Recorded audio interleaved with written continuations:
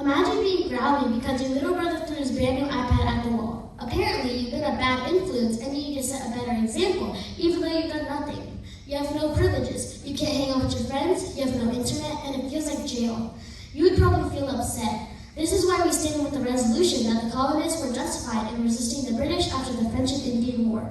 Our value is fairness, which is defined by Oxford Languages, impartial and just treatment or behavior without favoritism or discrimination. My name is Kiam with Vincent as the leads, Luciano as a cross, X, Dylan as a rebutter, and Ethan as a summarizer. The French and Indian War, defined as by the U.S. Department of State, is the conflict between Great Britain and France. Contention 1, power imbalance. Great Britain and colonial America had a major power imbalance. The attitude of the British resembles to that of an owner and servant. In 1765, the Corning Act was issued and proved just that. The colonists had to give places to live for the British troops. Colonists also had to give soldiers food, fuel, and transportation, explained by TCI. The colonists had no say in the law except to obey it. This was unfair to the colonists who, as an act of only protest, the colonists called them names and threw things like snow. Keep in mind that the Parliament wouldn't listen to them. The Stamp Act was another mean of power imbalance, according to TCI. The Stamp Act said that the colonists had to pay a tax on all printed papers. The colonists did not have their fair share of power, so they protested and boycotted British goods to express to King George that this was unfair. The Stamp Act was repealed, but was replaced by the Townshend Act, which taxed imported items like glass, paint, paper, and tea. Again, the colonists could only protest and stop buying British goods. According to USCIS, the colonists wanted self-governance, but they had to face a major power imbalance. All the struggles for saying the laws above led to the Boston Massacre in 1770, which killed 5 colonists and wounded 6. Now that is unfair. Contention 2, transaction without representation. British taxation without representation was unfair to the people of the 13 colonies. The colonists weren't allowed any representative in the parliament and thus had no say in any laws, hence the colonists not liking them. In 1765, the Corning Act law was passed without any discussion from the colonists. Also in 1765, the Stamp Act law passed and angered the colonists. They had to pay more money in the form of taxes for something they use every day. According to TCI, the colonists protested in the streets and town squares. 9 colonies sent delegates to the Stamp Act Congress Convention and all agreed that the Stamp Act law was an example of taxation without representation, as colonies could not vote their representatives for the choice, although the British could. King George and the Parliament repealed the Stamp Act, but let the colonists know they still have every right to tax them. In 1767, the Parliament imposed a harsher law, the Townshend Act. Again, the colonists protested by not buying British goods. As the colonists had no representatives in the British Parliament, all laws imposed on the colonists were unconstitutional. Contention 3, invasiveness. The British enacted laws that were invasive to the livelihood of the colonists. One such law was the Proclamation of 1763. Although this had the British forcing the colonists not to go west, the colonists moved anyway, only because, according to TCI, they did not like the way that Great Britain was trying to control the colonies. To make matters worse, the Stamp Act was added in the same year, which marked the colonists having to pay more tax. The colonists boycotted British goods by not buying them, and many women wove their own cloth to send a message to King George that this was unfair. King George removed the Stamp Act and replaced it with the Townshend Act. Conclusion. Repeating our main ideals, our value is fairness, and we strongly believe that the colonists were justified in resisting British policies because of power imbalance, transaction without representation, and invasiveness. After listening to our argument, which child was judged fairly, you or your younger brother? And more importantly, who is justified, the colonists or the British? Thank you for your time. We are now ready for the cross X. Do you agree it was not okay for the colonists to be harsh to the British soldiers?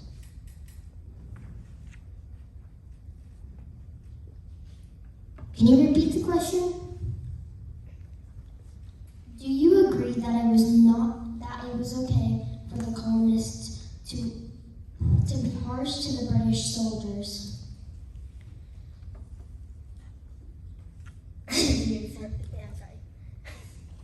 Do you agree it was okay for the colonists to be harsh to the British soldiers? Yes, but they weren't harsh in that case. They were trying to show they were trying to prove to the Parliament that because the Parliament wouldn't listen to them, they weren't being harsh. They were just trying to show that they approved the laws. So you're saying it was unjust for the colonists to be hard? Wait, so you're saying it was just for the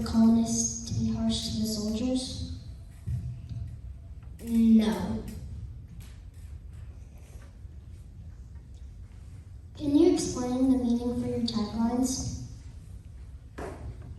Our first tagline is power and balance, which there was a lot of between the colonists and the British, was unfair on the colonists' part. The second one is transactions without representation, which wasn't fair due to the colonists not having any say on the laws whatsoever. And finally, in contention 3, our tagline was invasiveness. Invasiveness,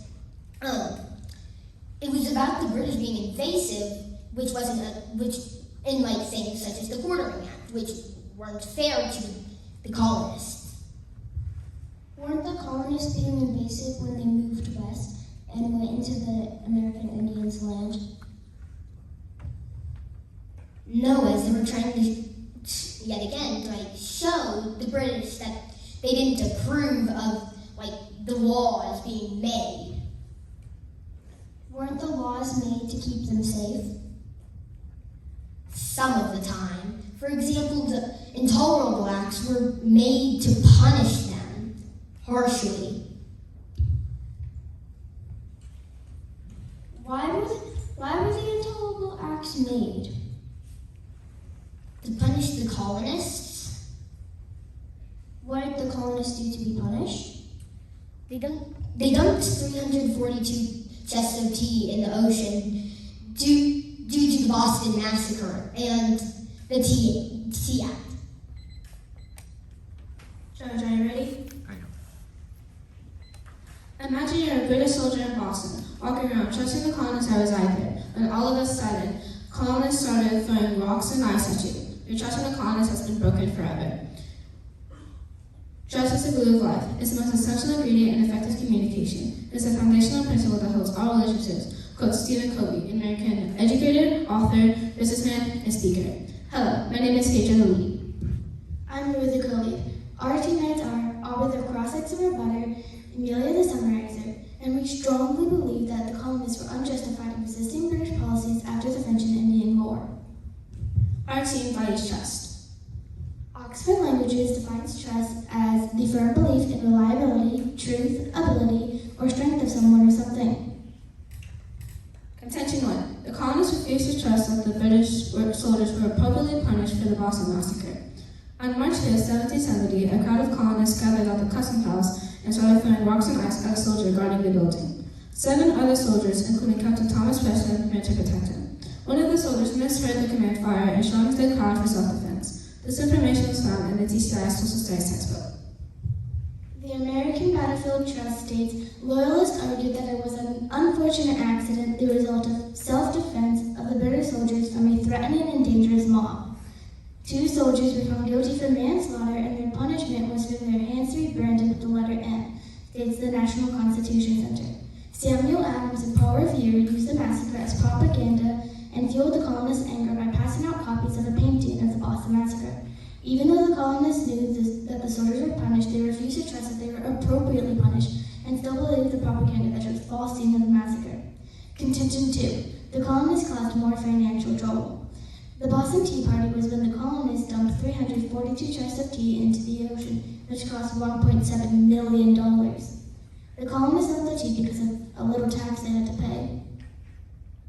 Britain only taxed the colonists because they needed to pay debt for the 7 Years' War, which they fought to protect the colonists. The colonists were angry that Britain had control over them and decided to throw tea into the ocean, which was a complete overreaction. Not only did it make things worse with the British, which could have easily been avoided, the colonists put Britain in more debt, which started the whole situation. The British were trying to get their money back, and the colonists put them in more debt, worsening the situation. This information was found in the Teachers Curriculum Institute Social Studies textbook. In response to the Boston Massacre, Parliament repealed all the taxes on the colonies, except the tax on tea. This quote from the TCI Social Studies textbook shows that the British made a huge sacrifice in order to make the colonists happy, and they still boycotted tea because of a little tax. Although the colonists loved tea, many boycotted it because of the tax, also by the TCI Social Studies textbook. Contention 3. The colonists broke Britain's trust. The Quartering Act was when the British requested the colonists to provide and care for the British troops in their time of need. The Quartering Act was passed in 1765. The British soldiers had nowhere to go because Britain was still recovering from debt, and they believed that the soldiers could provide protection in exchange for the colonists caring for them. The colonists were angry because they didn't want to pay for the soldiers and started treating them poorly. Great Britain wanted colonists to help to pay for the protection by its troops, states the TCI Social Studies textbook. In conclusion, the colonists were unjustified in resisting the British policies after the French and Indian War. The colonists refused to trust that the British soldiers were appropriately punished for the Boston Massacre. The colonists put Britain in more debt by dumping tea into the ocean, and finally, the colonists broke Britain's trust by treating the soldiers badly during the effects of the Quartering Act. Being a soldier, after the colonists put their trust in one of the hardest times for you in your country, would you think they were justified? Thank you. We are now ready for the cross-examination. Can you redefine your value in your own words? Our value is trust. In my words, I define trust as one of the things that we use most in life, and it holds all relationships together.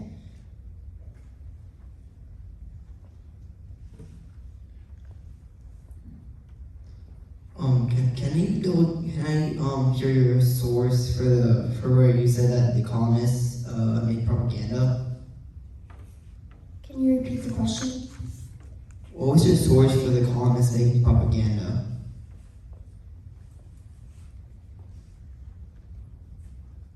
It was the social studies textbook.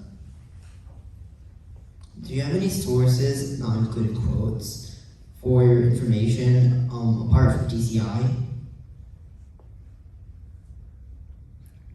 No, because TCI is one of the most strongest sources. Could you tell me how trusted is TCI compared to other sources? It is TCI, the Teachers Curriculum Institute, and it is trusted because it is most trusted by teachers.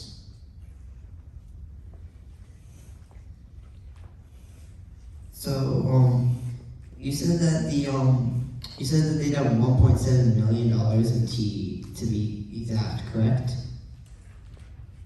Yes. Could I ask where you got your prices for that?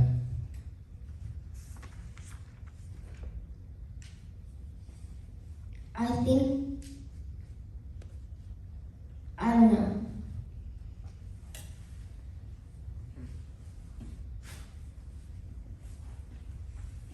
Do you think that branding the soldiers was correct to do?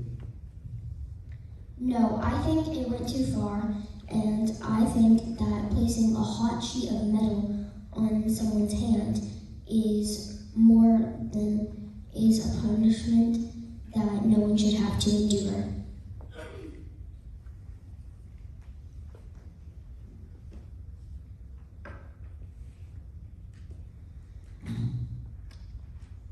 Alright, for the Quartering Act, would you even have protection if you had to have the person 24/7 and pay for all their funding?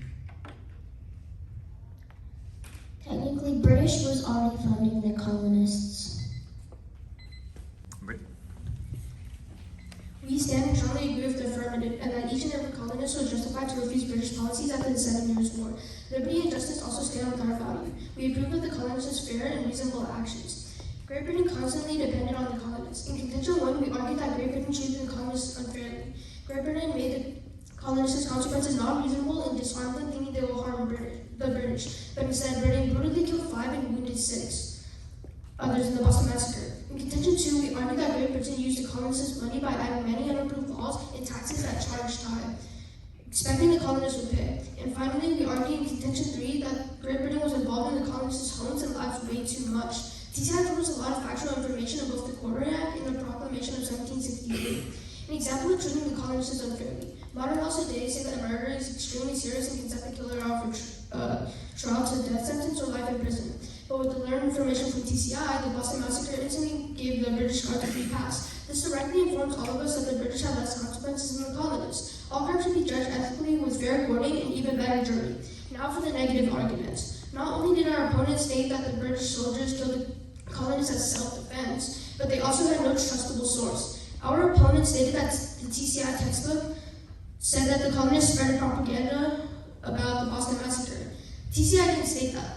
We all know the only way the colonists could effectively protest is to do it physically because of the power imbalance between Great Britain and the colonists. Our opponent then stated that the colonists were abusive and dangerous, but we think that it's just a bunch of junk.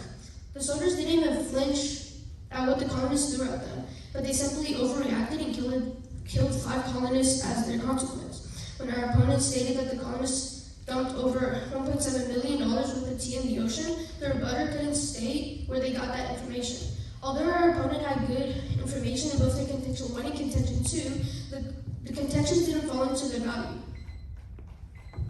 We stand resolved that the colonists were not justified in resisting British policies after the French and Indian War. We value trust. In contention 1, we talked about how the colonists didn't think that the British soldiers of the Boston Massacre were punished appropriately, even though they were branded. They still believed the false propaganda delivered by Samuel Adams and Paul Revere. In contention 2, we talked about how the colonists caused more financial trouble for the British by dumping 342 chests of tea into the ocean during the Boston Tea Party, which cost them $1.7 million. In contention 3, we talked about how the colonists were angry because they didn't want to pay for the protection from the British in exchange for care in their 17 and treated the soldiers very poorly. The sources we used were TCI, Oxford Languages, and the American Constitution Center and the American Battlefield Trust.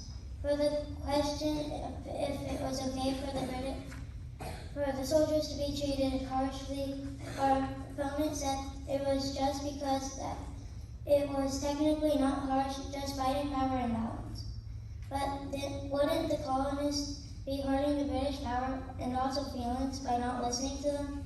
Our opponent also said that the colonists were not being infested by disobeying the Proclamation of 1763, and even though they were going into the Native American territory. Thank you for your consideration. Please vote for us.